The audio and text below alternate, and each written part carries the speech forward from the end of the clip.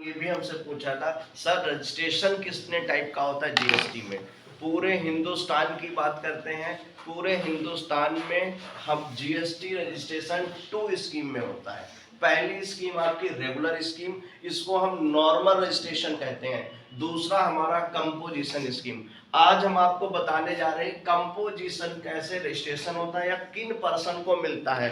Already हमने discuss कर चुके हैं कि 7 पर्सन होते हैं बिजनेस करने के लिए, 231 ने बताए थे, और वो 7 पर्सन बिजनेस करेंगे तो उन्हें जीएसटी लेना मैंडेटरी होगा, ठीक है। लेकिन वो उनकी टर्नओवर लिमिट एक्सीड करेगी, है ना। और टर्नओवर लिमिट हमने ऑलरेडी डिस्कस कर चुके हैं कि 20 लाख से जब भी टर्नओवर एक्सीड करेगा 1 ईयर में जीएसटी लेना मैंडेटरी है, ठीक है।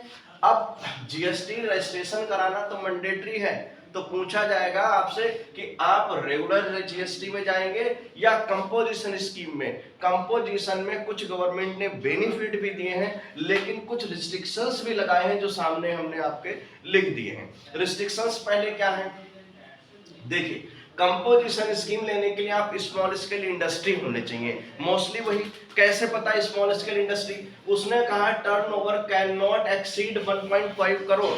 इसका मतलब अगर आपका टर्नओवर 20 लाख से एक्सीड करता है मगर 1.5 करोड़ से आपका एक्सीड नहीं करेगा, तो आप क्या हो कंपोजिशन स्कीम ले सकते हो। मान लीजिए 1.5 करोड़ से एक्सीड किया तो ऑटोमेटिकली कहाँ आना पड़ेगा आपको, रेगुलर, और यहाँ की सारी कंडीशन फुलफिल करनी पड़ेगी आपको। रेगुलर बेटे सबके लिए बना है, लेकिन रिस्ट्रिक्शंस के साथ आपको कंपोजिशन स्कीम मिलेगी। दूसरा उन्होंने बताया can not supply outside state. इसका मतलब आप one state to another state कुछ भी सप्लाई नहीं कर सकते हो। सप्लाई का मतलब होता है सप्लाई ऑफ गुड्स या सप्लाई ऑफ सर्विस, दोनों की बात कर रहे हैं। आगे stock can not be transfer to outside state. आपने one state to another state अगर स्टॉक भी ट्रांसफर किया तो आप कंडीशन इसकी तोड़ रहे हो, ब्रेक कर रहे हो, आपको यहां जाना पड़ेगा, ठीक है। यानी आप विद इन स्टेट बिजनेस करो, सप्लाई ऑफ परचेज और सप्लाई ऑफ सेल, सॉरी, आप अगर गुड्स का परचेज है ना या सप्लाई करते हो तो विद इन स्टेट कर रहे हो तब तो ठीक है, लेकिन ट्रांसफर भी हो गया तो भी हम आपको रेगुलर में डालेंगे, यहां नहीं करने देंगे। तो ये रिस्ट्रिक्शंस है। आगे कहा उसने can not take ITC claim, है ना। इनपुट टैक्स क्रेडिट क्लेम आप लोग नहीं ले पाओगे, जो सबसे ज्यादा आप लोग कह रहे हो कि देखिए हमने इनपुट टैक्स क्रेडिट क्लेम ये भी ऑलरेडी डिस्कस कर चुके हैं। कैसे, हमने कहा था परचेज करते समय जो जीएसटी हम पे करके आएंगे और अगर उसी गुड्स को फर्दर सप्लाई करते हैं, furtherance of course of business में डालते हैं, तो जब आप बेचोगे तो बेचते समय जीएसटी आप लोगे, है ना, क्योंकि सेलर ऑलवेज लायबल टू पे जीएसटी। सेलर क्या करता है, सामान बेचता है, अपने सामान का पैसा प्लस जीएसटी का पैसा लेता है, तो आपने वही किया होगा। लेकिन जब आपने गुड्स खरीदे होंगे तो आप जीएसटी पे करके भी आए होंगे, तो गवर्नमेंट ने कहा सेलर ऑलवेज लायबल टू पे जीएसटी। लेकिन सेलर क्या करेगा, सेलर जो है जीएसटी सामने वाली पार्टी से लेगा और हमें तो हम तक देगा। तो सेलर ने जो गुड्स सेल करे हैं वही उसकी लायबिलिटी है सेल्स की, लेकिन ऑलरेडी वो पे कर चुका है ना, तो वो माइनस करना पड़ेगा। डिफरेंस अमाउंट वही तो आईटीसी है। परचेज करते समय जो जीएसटी पे करी है उसका बेनिफिट मिलना ही आईटीसी कहलाता है, ठीक है। वो नहीं जमा करनी, आपने जो सेल करते समय जो पैसा जीएसटी के थ्रू लिया है वो गवर्नमेंट तक पहुंचाना है। लेकिन ऑलरेडी आप पहुंचा चुके हो ना, तो जितना पहुंचा चुके हो माइनस कर दो, बैलेंस आपको पहुंचाना है। यही सारे क्वेश्चन हमने करे थे, है ना। तो यही आईटीसी क्लेम है बेटे। आगे आप बेटे casual tax payer and NRI person नहीं होने चाहिए। इनकी लिमिट चाहे 1 रुपए क्यों ना हो, इन्हें कंपोजिशन स्कीम नहीं मिल सकती। ये कहाँ आएंगे, रेगुलर स्कीम, यानी कंपोजिशन में नहीं आ सकते।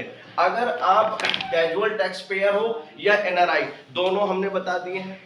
कैजुअल टैक्सेबल पर्सन का मतलब क्या, ये कल लिखा दिया था। एनआरआई का मतलब बेटे ये है कि उसको हमें बताना है आपको। एनआरआई ऐसे पर्सन होते हैं जो करंट ईयर में हर साल हमें देखना पड़ता है 182 डेज, है ना, अगर रहते हैं इन इंडिया में, स्टे करते हैं 182 डेज और मोर, या दूसरी कंडीशन है बेटे, बेसिक कंडीशन है any individual must stay in India at least 60 days और मोर, और एंड की कंडीशन है and and stay 365 days in India preceding 4 previous year। मतलब दो कंडीशन है, पहला तो he must stay in India 182 days, या तो ये कंडीशन फुलफिल कर ले। दूसरी कंडीशन है कि वो अगर आपका रिलेवेंट जो प्रीवियस ईयर है उसमें 60 दिन रहता है तो पिछले 4 सालों में 365 दिन कंप्लीट करे। तो ये दोनों में से कोई भी कंडीशन फुलफिल कर लेगा तो उसे हम रेजिडेंट करेंगे। अगर इन दोनों में से कोई कंडीशन फुलफिल नहीं करी तो क्या बन जाएगा वो, एनआरआई। तो ये आपको हर साल डेटा उठा के देखना पड़ता है। दोनों कंडीशन फुलफिल नहीं करी तो क्या बन जाएगा, एनआरआई बन जाएगा।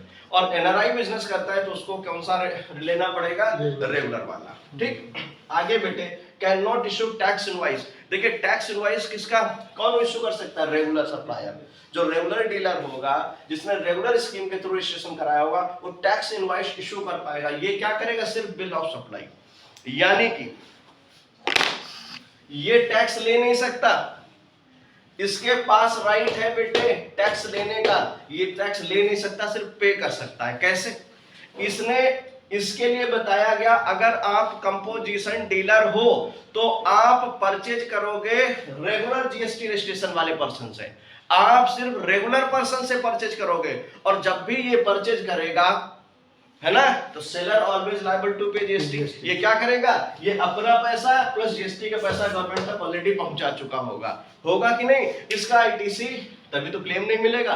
क्यों, क्योंकि इसके पास राइट ही नहीं है टैक्सेबल इनवॉइस इशू करने का, और चूंकि ये पैसा ले नहीं सकता जीएसटी का।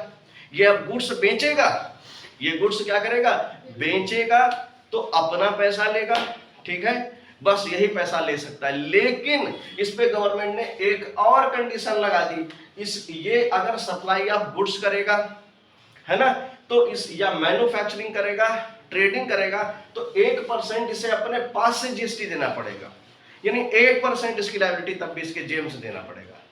ये जीएसटी ले नहीं सकता है क्योंकि ये टैक्सेबल इनवॉइस नहीं कर पाएगा। एक भी रुपए लेता है इनवॉइस के जरिए तो उसको कहते हैं टैक्स इनवॉइस। तो टैक्स इनवॉइस तो इशू नहीं करेगा, ये बिल ऑफ सप्लाई इशू करेगा, तो उसमें टैक्स का कोई अलग कॉलम ही नहीं बनाया जाता है, ठीक है। तो इसका मतलब 1% इसे अपनी पास से देना पड़ेगा। देखिए कुछ हद तक ये सही है, लेकिन अगर बड़ा बिजनेसमैन सोचता है ना, तो वो सोचता है ये स्कीम कंपोजिशन उसके लिए नहीं सही है। ना तो आईटीसी क्लेम मिलता है, परचेज करेगा तो सिर्फ रजिस्टर्ड डीलर से परचेज करेगा, ये लिखा है, यानी ये कंपोजिशन डीलर आपका रजिस्टर्ड डीलर कौन होना चाहिए, रेगुलर वाले से परचेज करेगा तो जीएसटी तो दे के आएगा, लेकिन जब उसी गुड्स को सेल करेगा तो जीएसटी ले नहीं पाएगा, लेकिन 1% इसे जीएसटी देनी पड़ेगी अपने पास से, ठीक है। आगे क्वार्टरली रिटर्न इसे फाइल करने पड़ेंगे, यहाँ पे से ये बेनिफिट मिलता है, इसे हर मंथली फाइल करने पड़ते हैं, तो GSTR1, GSTR3 भी, यहाँ इसे एक रिटर्न फाइल करना पड़ता है, वो भी क्वार्टरली। तो कॉस्ट आपकी अकाउंटिंग की कॉस्ट बच सकती है, बाकी इसमें नुकसान है बेटे।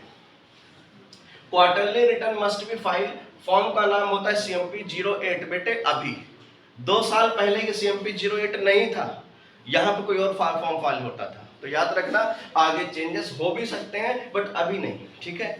तो इन्होंने कहा है पहला क्वार्टर यानी 1 अप्रैल टू 30 जून, इसके बीच में बिजनेस स्टार्ट करो या आपने करो बिजनेस ना करो, आपको क्वार्टर में रजिस्ट्रेशन करा लिया, चाहे नील का रिटर्न आपको फाइल करना है CMP 08 file, quarter ending next month 18th of day, ठीक। ऐसे दूसरा क्वार्टर सेम आपका, तो इसकी डेट बेटे हो जाएगी 18 जुलाई, इसकी डेट हो जाएगी 18 अक्टूबर, और इसकी डेट आपकी हो जाएगी 18 जनवरी, इसकी डेट हो जाएगी 18 अप्रैल।